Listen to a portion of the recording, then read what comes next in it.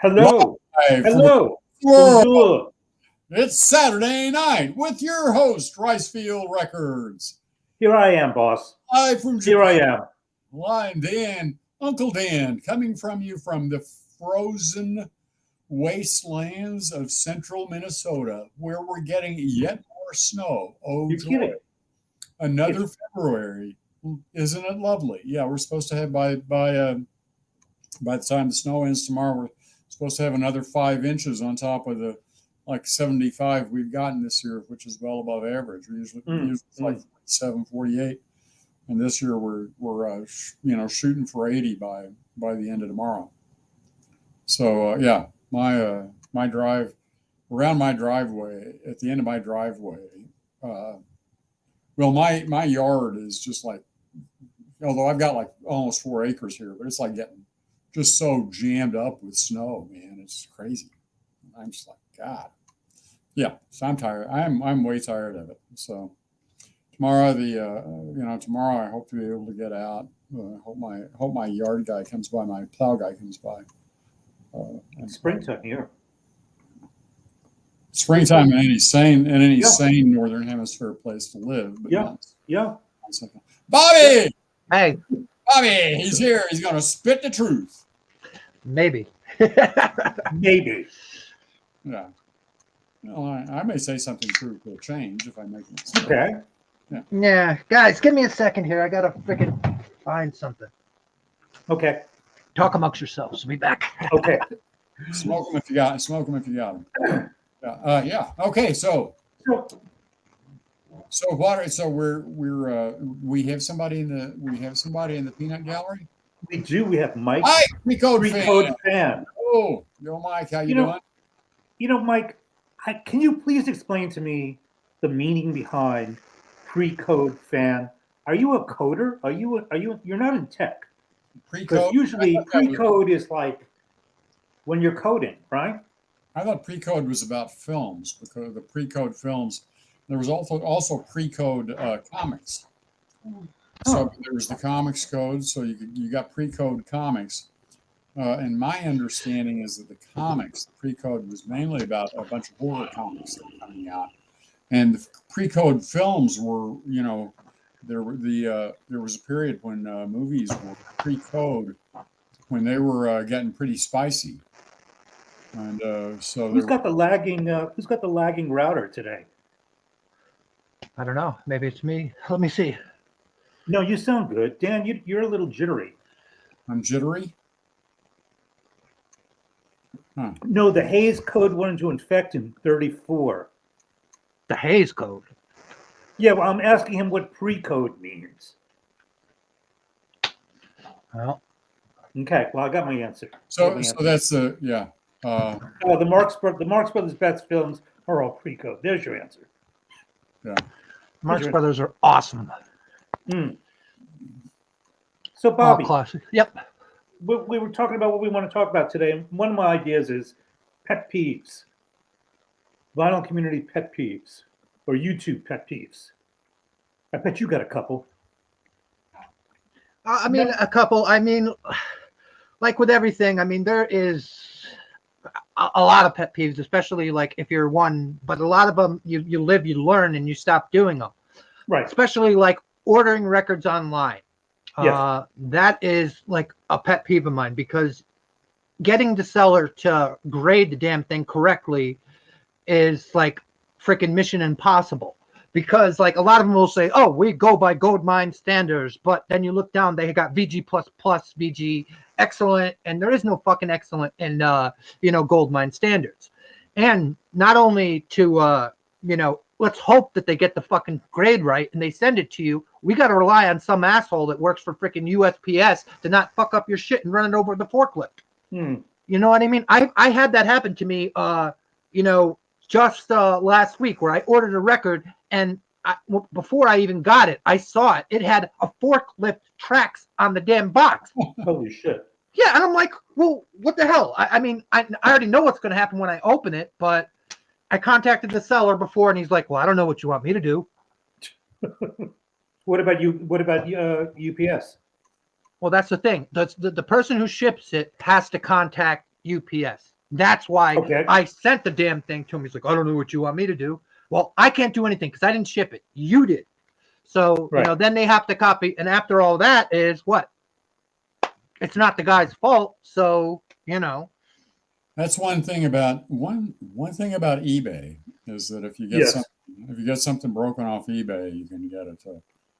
Yeah, if you order on eBay, Discogs, no. No. Yeah. VD plus. I hate it. I dated one of those gals once. Yeah. No. Yeah. Antibiotics always clear it up, though. So that's the good thing about it. No, I actually never did date one of those gals. Thank God. Knock on wood, man. Let's keep it that way. And I'm so. I have. What would I? What am I doing? I ain't got no reason. Well, yeah. So Bobby, you got a pet peeve about buying online. I've had good luck. I did get one album that arrived broken. But the guy, and that was off Discogs, and the guy refunded me right away. But what if it's a rare record? See, that's the thing. It's like, especially if you're ordering like UK pressings where there's not a lot of, or stuff from. It's tough. Yeah. I guess I haven't.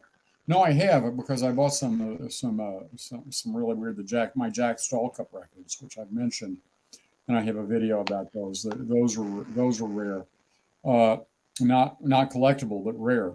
Yeah. Because just because something is rare doesn't mean it's collectible. Like they used to say, well, people try to sell a copy of a book, but this is the first edition. And yeah, that's because there wasn't a second. Yeah. Right. How are they packing these records? They packing them poorly or packing them well? It doesn't matter if you pack it good, because if it gets ran over by a forklift, you're screwed either way. You know what I mean? I mean, that's just too much pressure for it to. But actually, in this case, the record that I'm talking about, the guy packed it horrible. He didn't freaking put any cardboard in between. Right. He just threw the record in, a packing thing. And that's what I said to him too. I'm like, look, man, I know that it's irrelevant that even this situation, but packing a record like that, it's not going to arrive even close to the condition, because it's going to slide all over the place. It's going to get scratched to crap, just because it shouldn't be able to move. If you have it wedged, taped, and done, some people don't know how to ship records. Yeah, man, shipping turntables has been the one that scared me, although I've not had any problems with shipping turntables, but when I bought them online. But people tell horror stories about them not doing anything and arriving. Broken tone arms, yeah. Broken tone arms, they don't take the platter off, and the platter gets loose and starts moving around in there, and it's just trashed everything. Well, let's talk about vinyl snobbery. Do you guys like vinyl snobbery? Oh, I love vinyl. What's vinyl snobbery? Vinyl snobs are my absolute favorite. I love people who are vinyl snobs. Yes, they're my best friends. Your cartridge isn't good enough, Dan. Why do you think I know. No, they'll tell you shouldn't be able to review records, and I shouldn't take your word of how a record sounds because your cartridge in your system isn't good enough. And sadly, my power, the power that comes here, the power that I get, some of it is from a nuclear power plant, and so therefore the power that comes in here is bad. It's tainted. It's tainted, yeah. So, hey, Dave, yeah, the one vinyl snob is too many. Let's put it that way. There's so many, though. That's the thing. I mean, Well, it's one. I actually watched a video, and I meant to get a link to it. I watched a video by NTX Vinyl. Do you guys ever see him? No. Sometimes he's pretty snobby, and he was complaining about, but he was going at it today. He was it was a couple days ago. But he was like, let's not do this. Come on, let's not. Well, yeah. It's funny, though, that somebody that hasn't even been alive as long as you guys have been listening vinyl is going to tell you guys, what I mean, what to listen to and what your cartridge is. You know what I mean? It's also funny when it's guys my age telling people what things sound like when you darn well know your ears are shot. That's 60. Yeah. You didn't hear that thing that 45 did with Kessler and Fremer last week, do you? Did you? Was that reviewing Oh, I reviewers? know. I see that Mike Precode fan likes Fremer. Uh, uh, Fremer. Fremer's a smart guy.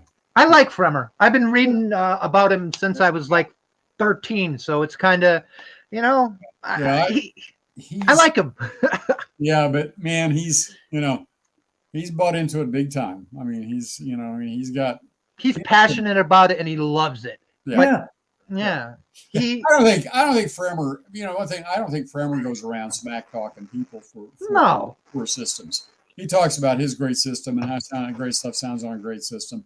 Yeah. That's great. I mean, the only thing I say about Fremer is there's no fucking way you can have a system like he has, right? Right. And he's still not happy. He's still looking. He's always chasing it. He is. He's always chasing a better sound, and it's like, man, it tells you if you're always chasing a better sound, man, the issue, is you. it was you. I'm happy with top of the line 1970. What do you guys? You know? Yeah. No. I mean, look, around then I have a realistic, Miracord. Do you like Miracord 45? Yeah. One of those. The freaking great, top of the line. Yeah, the 70s vintage or the 70s vintage, good 70s vintage Japanese stuff. Mm-hmm. Man, I just like, Yeah. And even in some into the 80s, some of like the early 80s, some of the turntables they made were phenomenal. Yeah.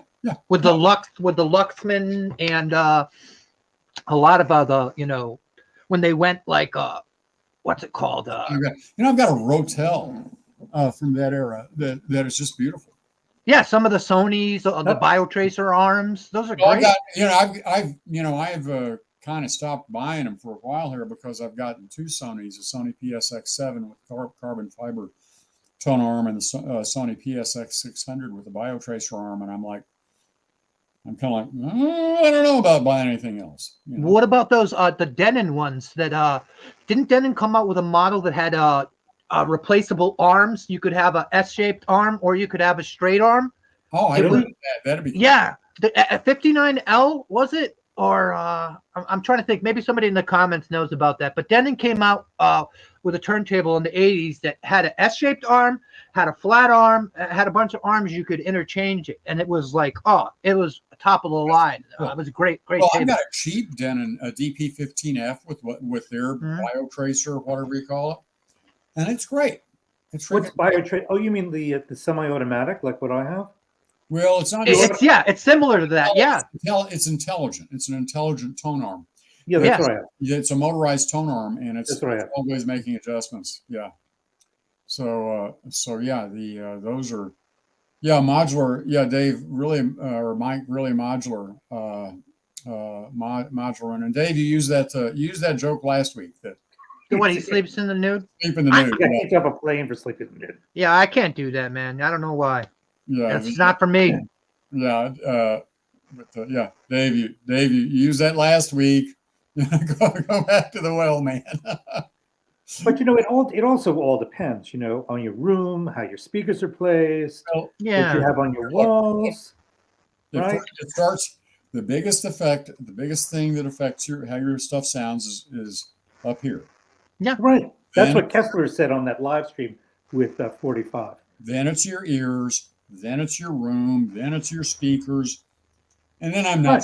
And then but then it also is power fluctuation. Like if you're at a time where, like, some people say your stereo sounds best at like 12 o'clock and midnight when everyone's like asleep or something like that because they're not drawing enough current. But then I have my doubts about that. I think if they say it sounds good around midnight because you're having a fucking good time. That could be true also. Yeah. But the same thing is how much power are you drawing, man? You know what I mean? Like I get good sound off of freaking, 15-watt tube amp. You know what I mean? And all of the stuff too, it goes in and it's rectified right away. You've got your power transformers in your You got your power transformer there in your system. And unless you've got really bad, unless you've got a really, really bad old turntable, everything is isolated, and basically it's regenerating the power it needs right there. But then again, you guys remember those Carver amps from the 80s? Yeah. I kind of like those, man. Some of those high power Carver amps. Yeah, I've never encountered one in real life.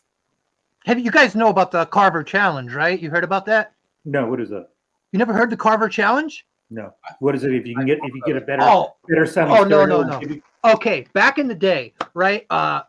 He was just starting out. He was he did the thing where he would go in and he would reverse engineer amps and make them sound exactly like the others. Yeah, like he'd make like a regular amp. He'd be like, "What do you want to sound like? You want to sound like a Mark Levinson amp?" He's like, "Give me a couple hours, a few cans of Diet Coke." He went in a hotel room with some freaking shit from Radio Shack, and he made it. And he made an amp that sounded exactly indistinguishable from a Mark Levinson or a Macintosh. He did it so many times. I mean, the guy was he was killing people. He was infuriating people. Yes. And he was all he was doing was he'd take a basic amp and he'd throw in a few caps, a few resistors, and change the tonality of it until it matched whatever you wanted. Okay, so you remember, yeah. And it's still, and that's one of the things that tells me, it ain't freaking magic. No. It ain't freaking magic. And this amplifier sounds more mid-range happy than the other one. I still keep thinking about getting. There's some decent, inexpensive Chinese amps out there. Yeah. And I'm thinking about getting one and giving it a whirl. They're supposed to be very neutral, really flat response, plenty of power for anything I need. And tube or solid state? These are all solid state. Okay. The D class amplifiers, the switching amplifiers, so lightweight, brand new, and the specs are great on them. On the Class D, the damping factor is good because that's usually the thing with most Class D amps. But I mean, you put the right caps and resistors in, or you put the right chips in. Transformer, right power supply. Yeah, you can change that, and you can upgrade the power supply to certain amps and make them sound better. Different.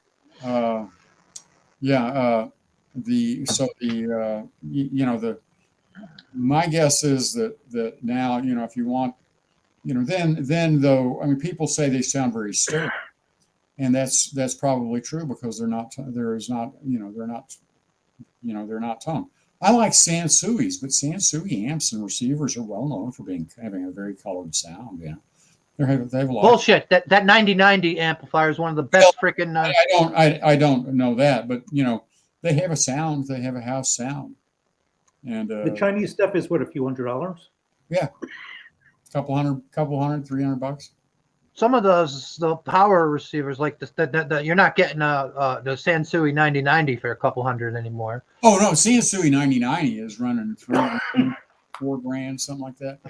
Yeah, but I mean, I know a guy who's got one. Yeah, they sound great, right? Yeah. The lots of familiar facelifts, huh? Yeah. They sound great, but I'm not sure. When I hear something that sounds great, I'm not sure. Does it sound flat and accurate, or is it colored? And I think that I like. There's coloration I like. There probably is, like some of those old Pioneer, the SX series, the SX 980 and the SX 1280. I love those amplifiers. The line in that, everyone that I've listened to. Even some of the lower power ones, I love the way they sound. Those are solid state. Yeah. No, well, as I've said before, I have a low power Radio Shack Realistic ST 47, I think, or 52. I can't remember which. It's like 11 watts a side. sounds freaking great. It is a great sounding. It's a great sounding receiver, and the although I don't listen to a lot of radio, the FM section is very nice. So yes, that's what I miss about some of those older receivers. Yeah. I mean, you could pull in stations from freaking like 700 miles away. It was ridiculous. And all you got to do if you're not pulling it in easily, get a length of speaker wire and hook it up to the terminals. The gyro tuner from Rents. Yeah. Are you gonna make an antenna with it? Do you mean? Yeah. You can put an antenna up. I used to put one up on my roof. I used to get some speaker wire and just run it from the Right. on top of the roof. Yeah, just Why not? Take some speaker wire, run it out, and if you want to split it so you can double it. Right. I've done that before. So you can double it, and if you put out you can put out the more you put out, the more you'll pick up, and if the receiver, if the tuner section has has enough discreteness to it. Yeah, I used to do that trick back in the day when I used to listen to freaking Don Imus. Me too. Yeah, you remember him? I used to listen to him. Like some of the shit was funny on his show. Yeah. But I wanted to get it in, and sometimes, if you had a cheap tuner and stuff like that, you couldn't, you know what I mean, and get it in. So you just run a little wire up on the roof, and it's awesome. Yeah. I mean, and you can bring in a lot of stuff. I picked up recently a shortwave radio, an old shortwave radio, a tube shortwave radio, and an old tube. Yesterday, yeah, I got a tube ham band radio, amateur Ham radio. Ham radio receiver, not a transmitter. And so I was I've been messing with those and bringing some stuff in. There's almost nothing left on shortwave or ham band, but they're just, I got them cheap and, found them cheap, and it's kind of fun. Hey, Frosty Canada. So good to see you. What about CB radios? You ever tried those? I've got a CB radio sitting behind me here, and sometimes in the summer I'll go sit out on my deck upstairs in the evening. Yeah.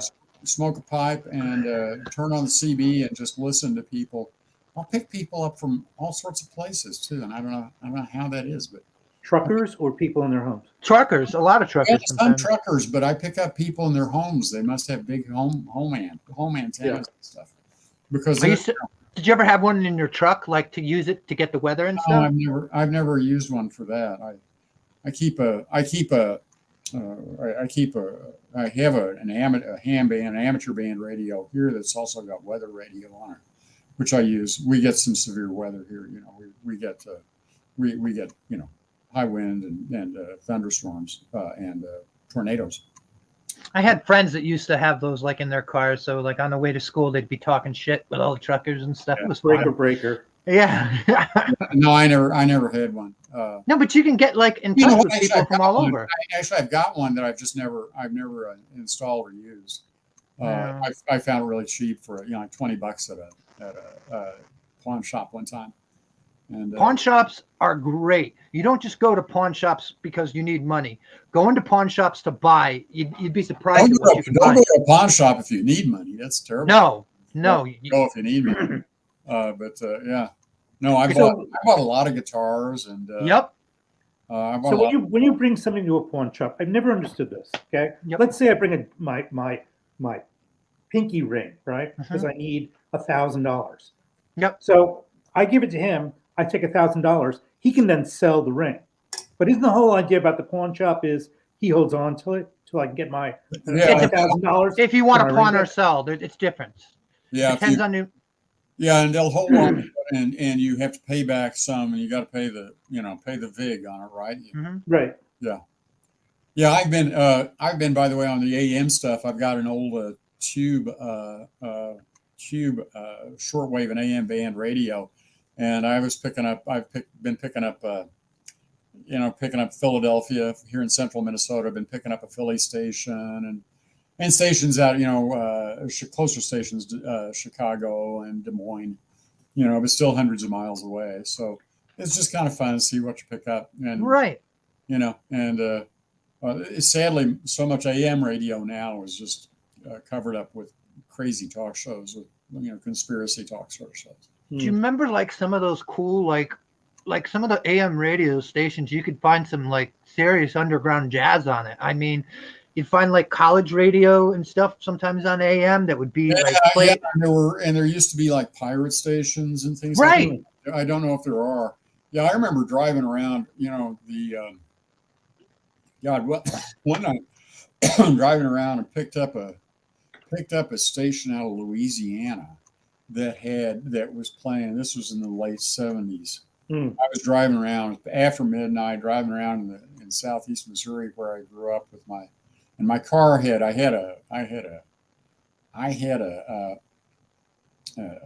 72 Mercury Comet GT, 302 in it, and AM radio and a cassette hanging, under the dash, right? Oh, this dude was from Eastern Connecticut.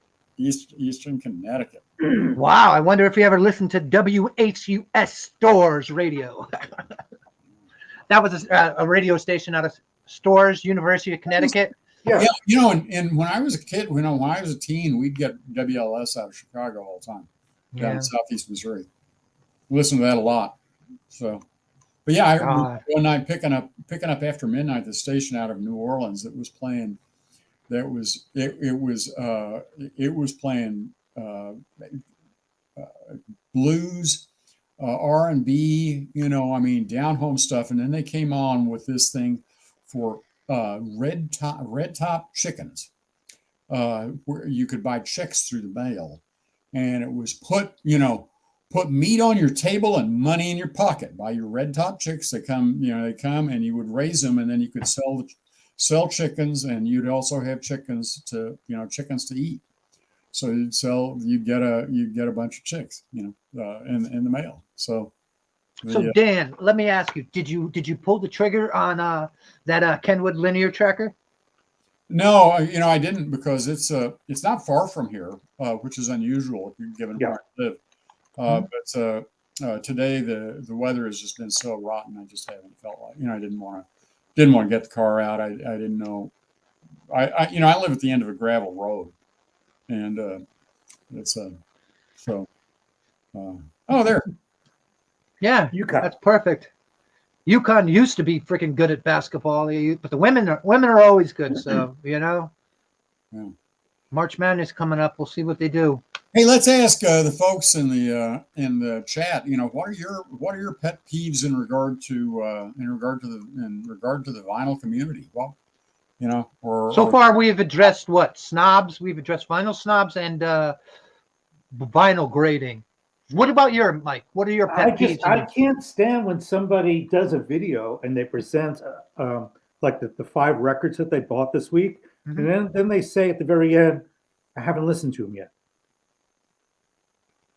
Yeah, that is kind of crazy. It's just, it's like, what the fuck? What the fuck are you doing a review for? I am reviewing this record. It's so great. I can't wait. I can't wait to find out how it sounds. It's like, if you don't know what it sounds like, don't fucking show it, Make a video after you listen to it, then you can talk about it. Yeah. That's my biggest pet peeve. I like Cool Transport's comment there. Which one? No, down at the bottom, too much whisker fondling. I am just, it's either that or I'm biting my nails or I'm scratching my head, Hey, we're all fucked up. We have little twerks and stuff that we do. What did people buy? What records did people buy? Or what did you guys get? What did you guys pick up? I got 2 jazz records yesterday. And I spent a total of $8 US. Oh, I've only listened to one side. So guilty as charged. Right, man, Let me get rid of this. Guilty as charged. Now, the store I went to, right? They had hundreds of prestige jazz records for $3. All in. Jackets have got a little bit of mold on them. Big fucking deal. No Obi band, but that's it. 330 yen or $2.68. What do you get to clean when you clean those covers with? What do you clean your covers with? I don't think you can. I mean, Yes, you can. what about alcohol? That's Maybe what I alcohol. usually use. That's what I usually use to wipe the stuff down before I put it in a sleeve. Yeah, that'll help you get some of the mildew off, and it won't damage the. If it's down inside there, man. It's tough. Yeah. Yeah. Only this one has got. See that? I mean, that's like, because you got 4 seasons here, and it's really moist in Japan. You're gonna get this, right? Because they've been in storage for 40 years. It's an island nation, isn't it? Isn't it going to be? Isn't it? I mean, isn't that just going to be damp? Therefore damp. Yeah. No, he's not. This person, he says, I'm guilty of buying and not listening. He's not talking about buying and not listening. He's talking about buying, not listening, making a video saying, I wanted to show you guys all this record that I haven't listened to yet and I know nothing fucking about. That is what he's talking about, right? It's the new vinyl haul videos, right? People make them all the time in the YouTube community, the vinyl community. They show 5 records that they haven't listened to yet. They're so excited to show them.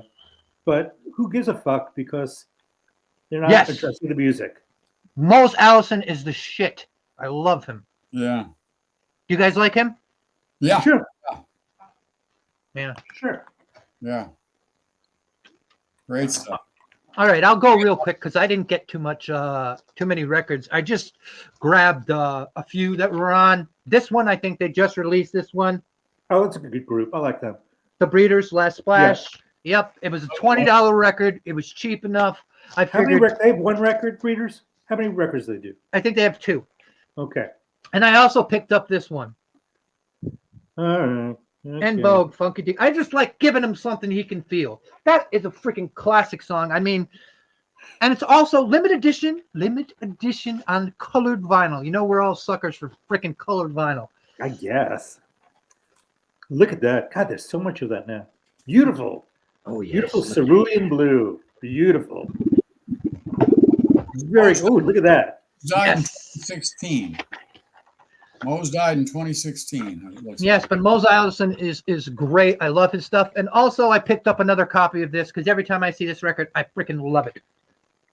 The Postal Service, Give Up. Great record.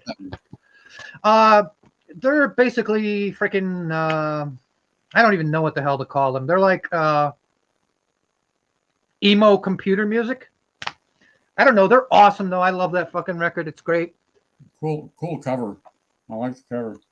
I've listened to every single freaking record I buy. Usually, I mean, unless I'm blind buying, as soon as I get home, I kind of have to throw it on the damn turntable. Yeah. But I think what you're talking about, like you're talking about, people making videos about records and not knowing about. It's like, wait till you listen to the record to do a review on the record. Yeah. Simple. Dan, what'd you get?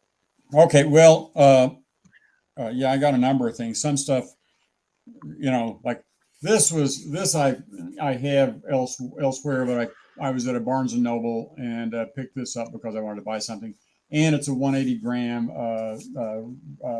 new release. You gotta love Neil Young, man. That dude did not give a shit if he was in tune or not, and he just kept playing. I love Neil Young. Yeah, I really like Neil Young, and great album. I don't think it's not nearly as good as Everybody Knows This Is Nowhere or After the Gold Rush.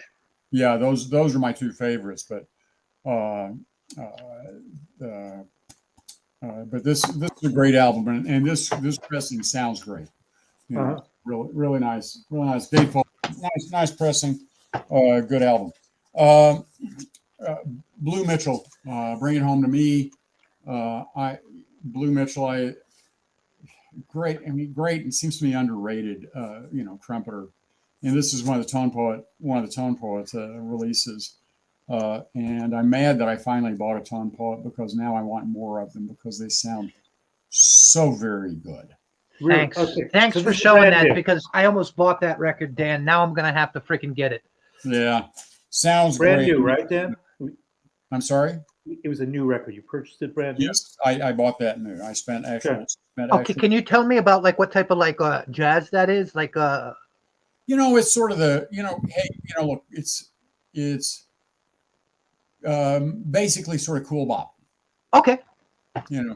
Sort of, it's kind of Lee Morganish, Lee Morgan Sidewinder sort of sound. Okay, I can dig it. Yeah. May I ask what you paid for that? Lee Morgan Sidewinder is just one of my favorite jazz albums of all time. Oh, it is. So yeah, so that's right now for me. What'd you pay for it? Did Mike ask what'd you pay for it? Close to $40, $39, I think. Okay. Somehow I thought they were over $100 as toe poets. No. Okay. They're affordable. All right, I'm with you. Yeah. Used a copy, and in fact, I don't think it's been reissued. Dylan Knocked Out Loaded, which is one of his worst reviewed albums of all time. Really? Yeah. I've never even heard of it.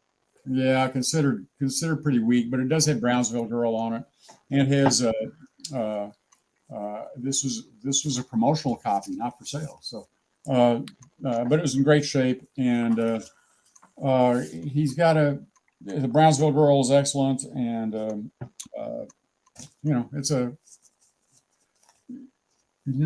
not the best Dylan, but there's still great stuff on there, and he does some covers that are just quite a few covers on there, and maybe he was kind of dialing it in, but still great. This is, of course, Nancy Wilson. Oh, it's nice. Yeah, this is a great album, and this was a period Billy Mays. Arranged and conducted by Billy May, on Capitol, and they knew that was a time when they knew how to record her, and they did a great job recording her. And let me add that, Mike Pre-Code fan, I agree. Inferior Dylan is still better than good almost anyone else. John Wesley Harding was panned when it was released. Yeah, and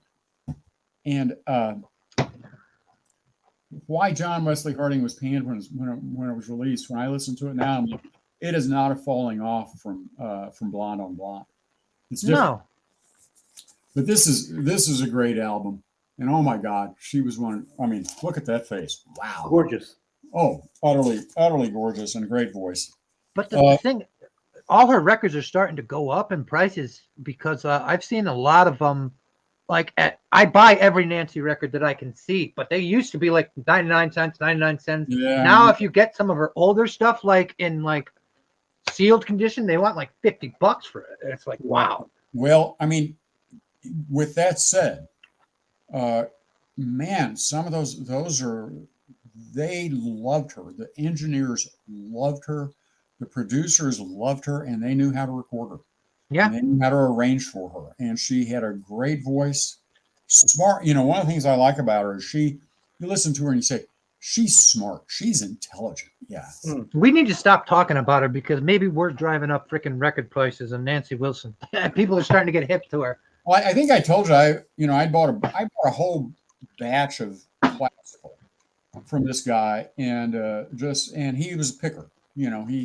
He just he got it somewhere, and it had a few things mixed in. Yeah, I'd worked through the classical, and I bought a Garrard Synchrolab 75. We looked at the stylus on it. It had an Empire cartridge on it, and the stylus looked okay, but I wasn't quite sure. So I grabbed out this album that I thought I would not care for. A Nancy Wilson album. I knew the name, and I thought, going to be one of those boring jazz vocalists nobody cares about. And I put it on. The stylus sounded great. The Empire cartridge sounded great, and she sounds great with Empire cartridges for some reason. But I started listening to it, and I thought, this is not bad, and this is in fact great. And I just became, Yeah, Nancy Wilson is cool transport. She wasn't as famous with white people then. Now dearly admired. Yeah, she still doesn't. I think she does not have the she doesn't get the love she should. She doesn't. I think it's better than Sarah Vaughan by just. I put her way ahead of Sarah Vaughan in my taste. I would say it's not even effing close. I agree. I think Nancy Wilson's phrasing was brilliant, and just always brilliant phrasing. And so that's why I'd put her close above Sarah Vaughan. But Sarah Vaughan gets all the And I've heard some Ella Fitzgerald stuff where where Nancy Wilson knocked her out of the park. Just, yeah. What happened with Nancy Wilson? What happened to her?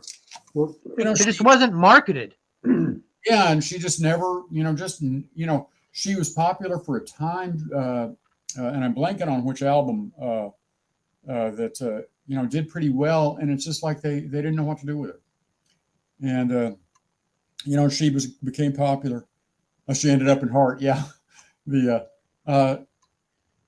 then she was her period. She was kind of up and coming when the Beatles came in, and it was like everybody forgot about artists like her, and and then some of the later stuff, they thought they needed to record her differently, and so they started putting a bunch of reverb on her. They started burying her voice in reverb and burying it in the arrangements, and it's like, nah, yeah. What to do with her. I don't know her from any TV show, any entertainment shows. I can't recall any performances like Ed Sullivan or anything like that. I just have like no. Yeah, no, go find her, because she was just great. Fine. I did a video on some of the stuff, but I keep buying more stuff by her. It's great, but and I don't have that. I don't have the album with Cannonball Adderley, which is, when I can find it anywhere, tends to be for ones in good condition. They tend to be asking they're asking some good money for that, but I need to get it because I have it. It's freaking phenomenal. It's probably one of my favorite freaking records. Yeah.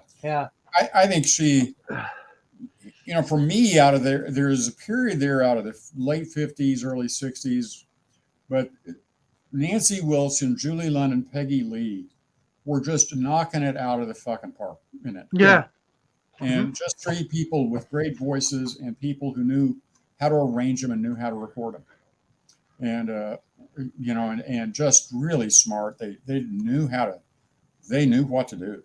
Yeah. And, and I would add, in the country field, there was also, at the same time, although she wasn't, I think, recorded as well, and of course, sadly died. But Patsy Cline, there was, one of the great vocals. But that's it. Let me go on. Right. I picked up Charles Ives' Piano Sonata No. 1. I've been listening to Ives lately. He has a reputation as being, notoriously difficult classical music. But I've started listening. I thought, well, I'm gonna give him a whirl. I found an album by one of his albums somewhere, and I haven't checked him out. Yeah, this is not. This is the later stuff. Some of the later stuff gets more challenging. This is not kind of easy stuff. But I also think too, if you've listened to some Pharoah Sanders, some Sun Ra, stuff like that. This is not too challenging, right? Right. Yeah, I dig Pharaoh, not much Sun Ra, but I love Sun Ra. I got a bunch of Sun Ra stuff. I picked up also somebody who gets a reputation for being difficult music, Shostakovich. Wow. And picked this up, and that was $8, 2 discs, 3 sides. And on Angel Records, Preston, England. Very nice pressing, very nice recording. So this is good. I really like this. So these are most of the stuff I got at Mill City Sound in Hopkins, Minnesota. I picked up 2 albums from a junk store. The Scheherazade, Rimsky-Korsakov Scheherazade, because it was 50 cents. I have so many copies of that album. I love it. Really? Yes, it's great. So many copies. I do too. Well, like when you go places and they're cheap. It's been recorded so many times, and with good reason. I mean, it's great stuff. Yeah. So, picked up at the same place also for 50 cents. This. Yeah. Wow. Mussorgsky. Yeah. Night on Bald Mountain, which is famous. I mean, everybody knows it because of Fantasia, right? Right. Yeah. It's also got some Borodin, Rimsky-Korsakov, and Glier on there, and with Stokowski Stokowski conducting. And this is actually a very good. This is an RCA Victor on the shaded dog label. So these are well regarded among yes, Mussorgsky Pictures and Expedition is another one that you'll find all over the place. You'll find Night on Ball Mountain just all over the place. Hey Dan, What do you mean by shaded dog? What do you mean by shaded dog? RCA labels. It means there's No, a that I shaded know, but when you say shaded, does that have some bearing on the? No, I know it, but you said shaded, so I. Yeah, it's got the dog has shading around it. And that, what does that mean? There's shading around it instead of it just normal. There's a shade around it. You know, like how on the Beatles thing, like you can tell the forgeries from the things. Yeah. Okay. The shaded dog stuff tends to be more collectible. It's considered more desirable, and but I have some RCA Victor stuff, like in classical. The Decca London stuff. Decca London is like the classical fans. The Decca London stuff is like the top. That's the top tier. On the UK pressings, the Decca London, that's considered the top tier. Everybody loves the recording technique they used back in the started in the 50s and maybe in the 40s even. The Decca Tree, where they had 3 microphones basically above the conductor, 3 microphones to pick it up, gave you a good sound. Really gave a good balanced sound. So the Decca stuff is considered the top end, and then the RCA Victor, some of the RCA Victor, the Red Seal stuff, and some of the there's another one that I'm blanking on right now, are considered high end, very, very good. Curiously, Deutsche Grammophon, which I thought was a high end label, is generally not considered as audiophile as some of the others. So, and then I've got one, and I think we need to start bidding for this one because I know all of you. I got my wallet out. Got your wallet out, everybody there. We're going to bet it's under $1. The bidding got to start at $100. Slim Whitman, I knew it. The very best of Slim Whitman. There you go. Indian Love Call. Oh, in the shrink. That's in the famous. Shrink. And the Shrink, man. Not in the Shrink, but with the Dayton's. This was Dayton's $5.98, marked down to $5.49. Although I got it for $1. So this is Indian Love Call. And wait a minute, there's no sleeve. But holy shit! Wow, that is. Yeah, Liberty label. Liberty label, very clean. And Liberty was also Julie London's label. Yeah. I saw that there is down the road here about 20 miles from me. There is in this tiny little town called Grandy, which doesn't even have a post office. It's so small they don't even post the population. But there's a guy there with a record store. Used records. Excuse me. It's not a record store; it's a guitar store. Yeah. And he sells used vinyl, and they also have there connected to it this clothing shop with women's clothing. Yeah, that's crazy. Hey, Dan. My little girl who's 14, she's 5'6", and 14. Yeah. She's not little. But she was up. We stopped in on Thursday and picked up. I found Indian Love Call, and we picked up some. Actually, they had some very nice clothes for her. Very, very nice clothes at very reasonable prices. Like, why would you find this in this town of maybe 75 people? So Dan, let me ask you a question. That second prize was 2 copies of that. Yeah. So let me ask you, you listen to a lot of classical music, right? Yeah, although I don't consider myself knowledgeable about it. Okay, and you're also a guitar player. You got a nylon string guitar? Not at all. I was wondering, man, because you I've pulling got out a lot. I've got 2 acoustic guitars, but one of them I bought for $5 Yeah. 30 years ago, and I still haven't finished putting it back together. It's an old K flat top, and I got a cheap Recording King resonator, wood body resonator. It's not a metal body resonator, but I got it from a pawn shop, and it was really cheap because it was brand new. But it had no one had ever even done anything to it. But the back, the paint, it was painted body, and on the back they screwed up the finish. I would have thought you would have been, a classical guitar with gut strings or something. No, I'm like, I play really nasty. I love Hound Dog Taylor. Yeah. And I started playing guitar because I want to play Hound Dog Taylor and Elmore James. So I play really nasty slide guitar. And then today I brought this out. Speaking of $5 guitars. Oh wow! A lap steel. Yeah. I bought That's this. what Lindley played, right? David Lindley. Yeah, Lindley played a lap steel, so I've been thinking about this. I bought this a long time ago. Yeah. It was just the body and fortunately the tuners, of course. And then I bought a pickup and bought a. I think I just took the bridge off something junky I had sitting around. Put some it's got the like Palomino pony design on it, right? What is the black and white?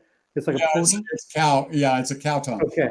It's a yeah. And what I did was this is just a sheet of plexiglass that I cut to shape and then put a Bigsby on it. Put a Bigsby on it. Yeah.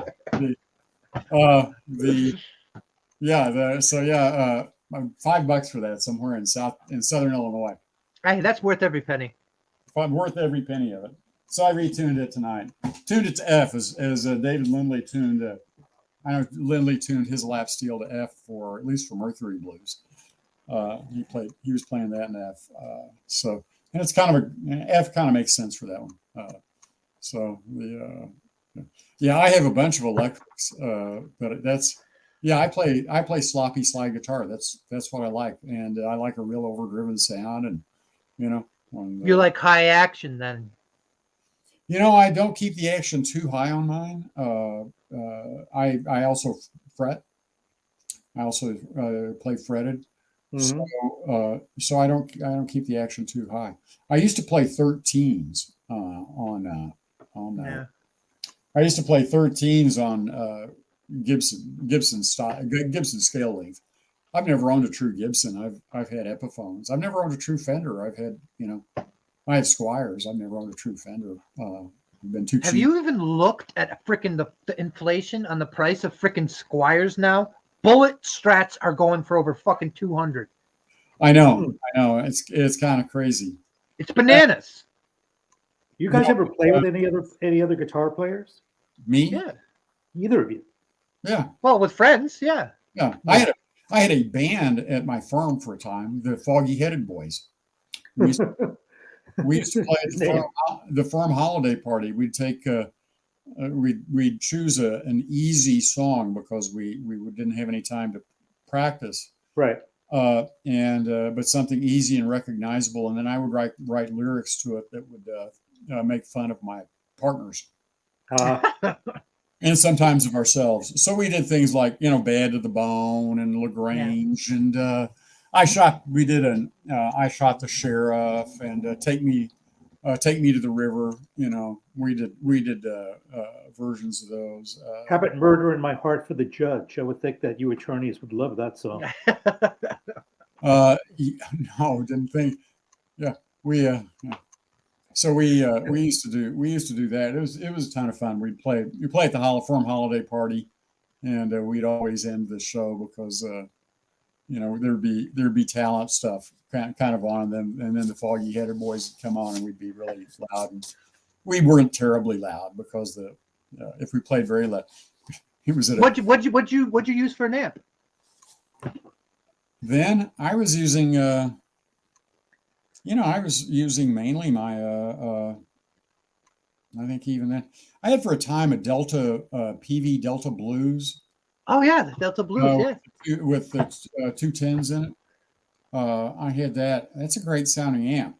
But if I turned it up past 3 on stage, it was killing people. No. So I started using my Valve Junior. Yeah. Five. So five was that a, 12-inch so was that a Supro? Was it a Supro Delta Blues? No, a PV Delta Blues amp. Oh, because okay, because the Super also makes a Delta Blues, or is it a Delta King? I forget. There's so many different. Delta. They make a Delta King, which I've looked at and thought about. Yeah, the Fender does the Blues Junior, right? Fender does the Blues Junior. Yeah, I like that. I like that PV, but it was just too loud. It was too loud for me to play at home. Yeah. To get the tone didn't start getting good until you hit like 3.5, 4 on the knob, on the Yeah. dial. Well, you don't have neighbors to complain, right? So it's just the reverberation inside the room. That's too Yeah, loud that's for you. I was playing at home. Although there was a period, one house I had this tiny little Sears Silvertone suitcase amp. It was like a 6-inch speaker. It was from the early 60s, late 50s, early 60s. Yeah. And it was like 3 watts. And I play that, and neighbors said, "Oh, hey, who's said to my wife, now ex-wife, who's the rock and roller over there?" I wasn't playing rock and roll. They were hearing it well outside, with 3 watts, 6-inch. Now those amps like that, or amps like that Epiphone Valve Junior, you got to dime them. You got to run them wide open. The tone, that's where the tone is. Yeah. Hey, Mike. And what Epiphones do you have? Epiphones are. I had an Epiphone LP Les Paul copy. I put a couple of Rio Grande barbecue bucklers in there, which were really hot, and put on a new bridge and put on new tuning machines, and had a bone nut put on it, and that was great. My oldest daughter still has that. Mm-hmm. I loved it, but it weighed too much. And then I had a gold top. I had an Epiphone gold top, 56 gold top Les Paul with P90s. Sound freaking great. Although it was one of those funny things, I always got this really nasty sound of it. I decided I'd sell it, and I regret selling it, but I decided I'd sell it. This guy came over, plugged into my amp, dialed the knobs a little bit, and got this really nice warm jazz sound out of it. Mm-hmm. It's like, when I play that, it sounds like it's just, yeah, and you can get this nice warm, it's like, where does it fucking come from, man? Because maybe it's that, I usually got, one of these on my finger, right? Les Paul in a casino. The casino, the casino I'd kind of like to have. Well, so how many guitars and how many guitar amps have you guys? What have you netted out to? What do you got? What do you guys? What do you? Me right now, I probably only have, let's see, 5 guitars, maybe like 3 amps. My brother has probably 30 guitars and different amps. My amp that I want is a Fender Twin. That's my dream amp. You like Fender Twins?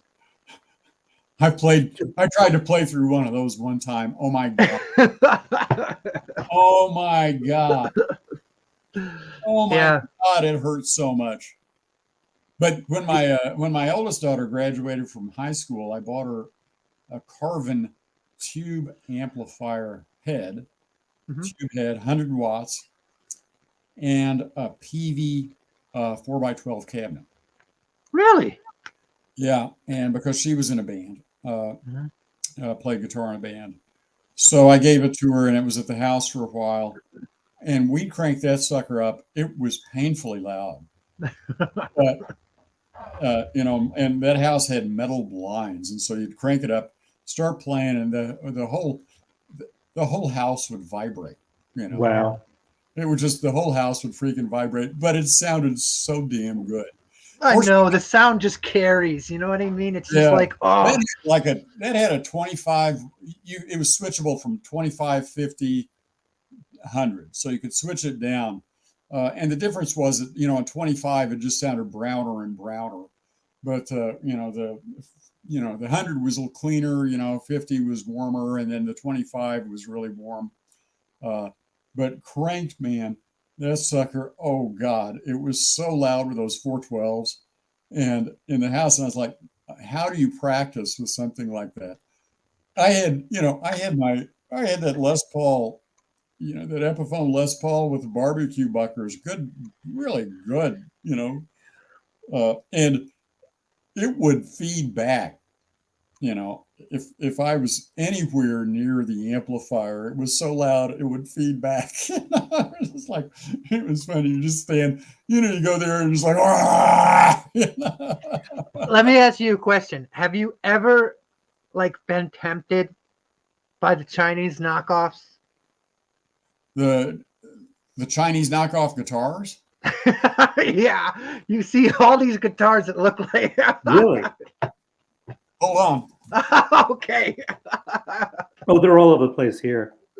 Yeah, I bet they are, huh? Yeah. Oh, I mean, it looks like they're genuine Fender, genuine Les Paul, genuine Gibson SG, but it's not. Right. They've got some cute name on it. Yeah, man. I wish I could, because the prices are so cheap. Right. Oh my God. Look at this. That looks nice. Yeah. And what's the label on it? What's that? Is it Filtrons? What's the label at the top? Who's the maker? Well, it's a Harley Benton. It's a Chinese Harley Benton. It's Chinese made. Yeah. But it's and they get by with Rickenbacker. This is kind of Rickenbackerish. Yeah. Rickenbacker, unlike, those Harley Bentons are good guitars, man. This is a perfectly fine guitar. There's nothing wrong with it at all. I need to. Well, it's winter. I got a little bit down on the ends of the frets. I got to run some sandpaper down the ends of the frets. But so do you guys write? Do you write songs? Do you write riffs? Do you or are you playing other people's? Yeah, now around. I do, but I'm not for other people's ears. Yeah, but if you get something going that you like. Yeah, you write it down. Can you write music? No, I can't. Can you? Just by memory? Just by memory and practice? I can't write down the musical notes or music theory. Rickenbacker thing. Yeah, the Rickenbackers. I mean, I love the cresting wave in particular, and that's why I got that one because it's a cresting wave design, and it was like $3.25 delivered. It was inexpensive delivered. Yeah, my brother just got a Gretsch guitar with a Bigsby on it. I mean, it's freaking phenomenal. It's this blue Gretsch. It's beautiful. The sound on it is just phenomenal. Yeah. Gretsch makes some good guitars. Yeah, and you know what? You can get some of the Gretsch ones. I had a Gretsch that I picked up somewhere, and I ended up selling it for some reason, which was stupid. But I got a good price for it, though. But I got one of the little Gretsch Electromatics, I think. Solid body, really good sounding guitar though, and really a great guitar. But I sold it. It just some guitars I buy though, and it's like they sound great, but they just don't, they don't hit me. They don't bond. You got to bond with a guitar. I mean, you can buy I've had good guitars, that I just don't bond with for some reason. Les Pauls, I don't know what it is. Neil Young. I thought Neil Young played a Les Paul Black Beauty or a Les Paul Custom. Which is it? But I think he played a bunch, though, didn't he? Yeah, but he's really noted. You know what he did? Gibson. But he's been playing a Les Paul. He's famous for playing a Les Paul that he modded a bunch. But yeah, he did play a Gretsch some too. Now I'm remembering. Beck played a Gretsch too, didn't he? When he played a Gretsch back in Buffalo Springfield? Maybe. Yeah. The Gretsch players are freaking Jeff Beck played Gretsch, Chet Atkins, and a lot of rockabilly guys. Brian Setzer played one, right? Gretsch's big rockabilly guitar. A lot of rockabilly people love Gretsch. And they had the branded G. The G brand. They were popular with country western guitarists too. Now, I mean, if you're a country western guitarist and you ain't playing a Telecaster, I don't know if they really look at you. So Your brother does your brother play in a band, Bobby, or is he more serious? He's been in freaking tons of bands. He freaking lived in Seattle and did all the freaking he was on the grunge stuff. He was in the punk scene. Yeah, but he loves rockabilly. He has a lot of guitars, like 30. I think Setzer played Gretsch's a lot. Yeah, he did. I never. I've always wanted to like Setzer, but never warmed up to him. I didn't either. Yeah. I don't know why. I liked Eddie Cochran. I love Eddie Cochran. Albert King. You're thinking of Albert Collins in his telly. Albert King played a V. Yeah. Albert King played a flying V. And he played some old shit harmony guitars too, I think, or some freaking old Albert King did? I've only seen him pictured with the he must have, at some point he found the V. Yeah, Albert Collins, master of the Telecaster. I was just listening to some Collins there today. But it's like you and it's like me. You may have your favorite guitar, but you have freaking tons of guitars. You know what I mean? Yeah, and I don't. My favorite is an ESP PCV X-Tone, which is it is kind of a Les Paul sized double cutaway, semi-hollow body, slanted body. Mm-hmm. So you're not a Strat fan? I've got a bunch of, I wasn't, but I bought, just for the heck of it, I found a cheap, really dirt cheap Strat copy. And there was a guy who had a guitar shop in another one of these little crazy towns here. These crazy people who have guitar shops around here. Gary, my elderly Pentecostal lay preacher friend. Okay.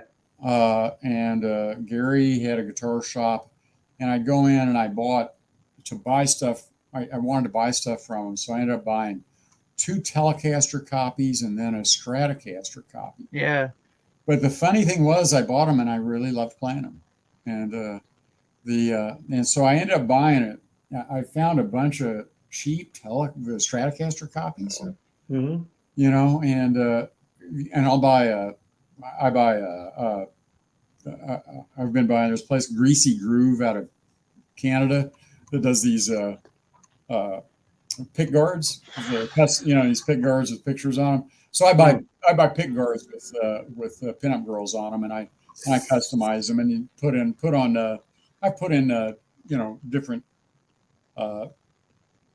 different pickups, all the Squire Strat and Telecaster pickups, straight.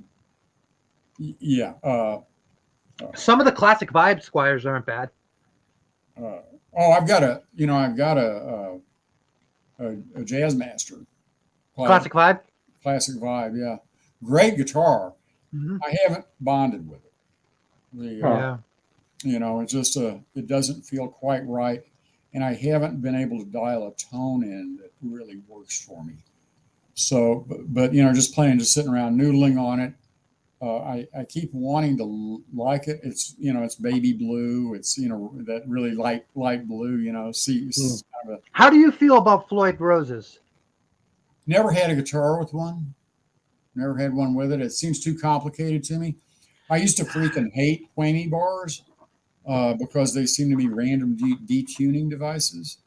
And unlike a lot of people, though, I've had better luck with the Bigsby Bigsby knockoffs and keeping in tune.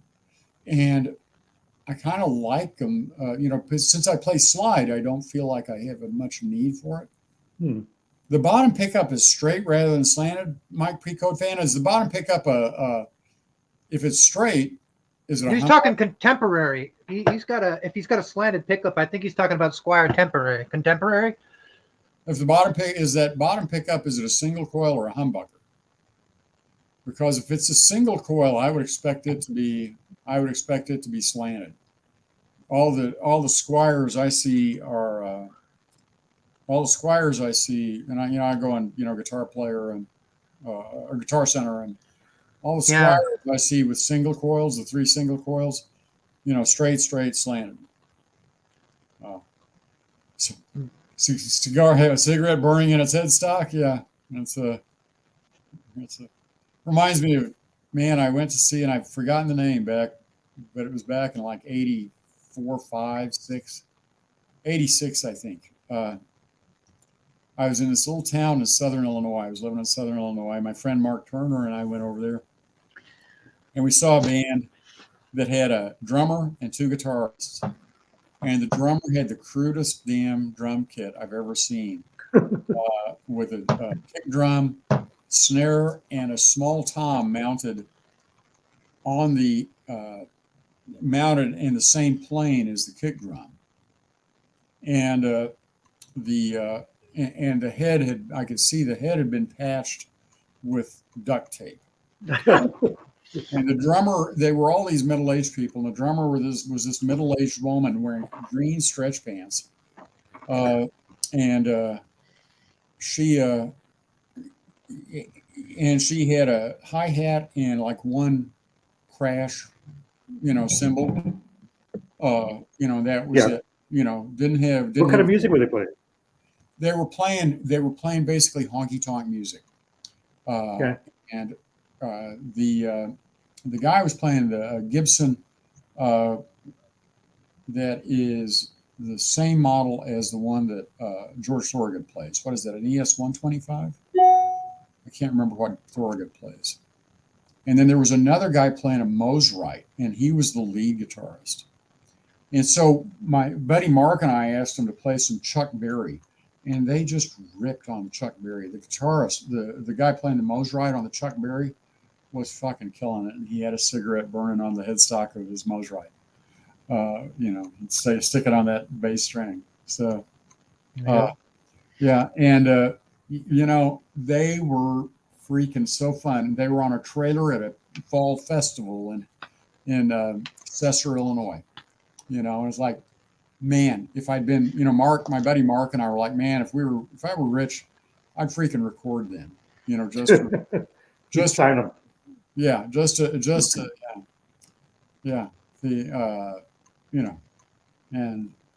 it was just so fun. And so they were ripping through stuff, and the drummer, the drummer was, she was giving yelps out from time to time on some of the stuff, but man, that, and now as I think back on it, the lead guitarist on the Mosrite was a hardcore alcoholic. You could just tell. But god damn, he was ripping. So, Ventures use Mosrites. Yep. Yeah, man. And there was, and one time I passed on a Tysco Del Rey copy of a Mosrite. Oh man, mistake. Oh, I went back. Those pickups sound like they're cheap, but they sound good. I don't know why. They just sound great. I love them. Well, that's what we were talking. David Lindley. David Lindley died. I don't think you were here last week. No, I was at work, working a nice 13-hour shift. Yeah, we talked David Lindley. And Lindley played Tyscos and stuff like that. And then I was remembering he played with Lindley played with Dylan on 1 or 2 albums, and I found a video of Dylan with Lindley, their live version or their video version of one of the songs. I need to remember which one it was. And Dylan's playing a Tysco KT460 on that, which I thought was just a hoot that Dylan was up there with a Tysco. Under great guitars, man. I have one of those, but it really badly needs refretting. Yeah, they're starting to go up in price, and even the like price on those is going crazy. I've got a Spectrum 5, and the original Spectrum 5s, Tysco Spectrum 5s, are going over $3,000 now. Yeah, and a refret job would probably run you what, $250? Refret 300. Yeah, 300. Yeah. 300 for a refret. Yeah. Yeah. So I may that one too. The body needs to be repainted. It's chipped up. Yeah. So I need somebody to take care of it because it sounds great. It's just it's okay if I play slide on it, but if it's eaten up down in the cowboy, in the first 3 frets down in the cowboy chord, where the cowboy chords are. Yeah. All right, guys. All right. Yep. I can only sit down for like. Me too. All right. El Rayo X, yeah, Mike Precode fan. I don't know why try from Side Trips. I don't know that one. Lindley, yeah. We're gonna go next week, guys. I think so. You good? Yeah, I'm good. Okay. I think Mike was up to 500 on Slim Whitman. I will admit I have not listened to this yet. It's freaking Slim Whitman. You know it's going to be good. Yep. I have around here. I have you remember Mars Attacks? Yeah. Right. Oh, I remember that. Yep. I've got a Mars Attacks ray gun. I'll have to bring it out next week. Yeah. I had it in my office at my firm. If somebody came in and told me something I didn't like to hear, I'd pick up this Mars Attacks ray gun and shoot them. So, okay, guys, good to see you. Very good. Thank you. So we'll see you guys next week, same time. Yep. Same time. All right, guys, take care. All right. Bye-bye.